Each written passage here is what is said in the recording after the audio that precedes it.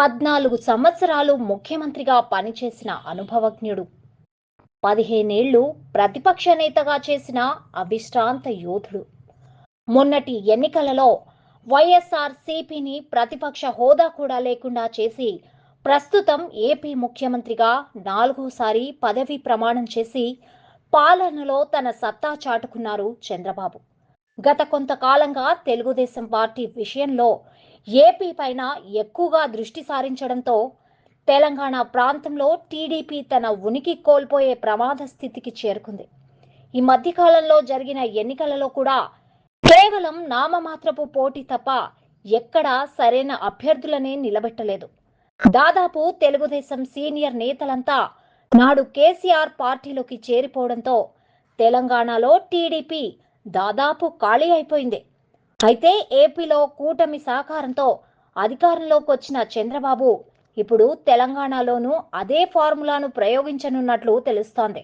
తెలంగాణ పర్యటనలో భాగంగా తెలుగుదేశం శ్రేణులతో బంజారాహిల్స్ పార్టీ కార్యాలయంలో భేటీ అయ్యారు చంద్రబాబు. ఈ సందర్భంగా చంద్రబాబు మాట్లాడుతూ తెలంగాణలో కొన్ని కారణాంతరాల వల్ల ఎన్నికలలో పోటీ చేయలేదని అన్నారు. తనకి తెలంగాణపై ఎటువంటి వ్యతిరేకత లేదని, తాను తెలంగాణకు వ్యతిరేకమని చాలా మంది చెప్పిన మాటలు నమ్మవద్దని అన్నారు.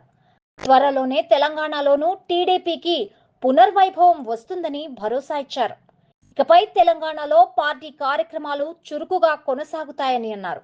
ఇప్పటికీ గ్రామీణ స్థాయిలో మంచి క్యాడర్ ఉన్న పార్టీ తెలుగుదేశమేనని అన్నారు. ప్రస్తుతం తెలంగాణలో చరిష్మా ఉన్న నేతను పార్టీ అధ్యక్షుడిగా నియమించబోతున్నానని చెప్పారు. అది కూడా అందరి ఆమోదంతో మాత్రమే అన్నారు. తెలంగాణ సమస్యలపై మంచి అవగాహన ఉన్న నేతను అధ్యక్షుడిగా నియమించబోతున్నట్లు తెలిపారు.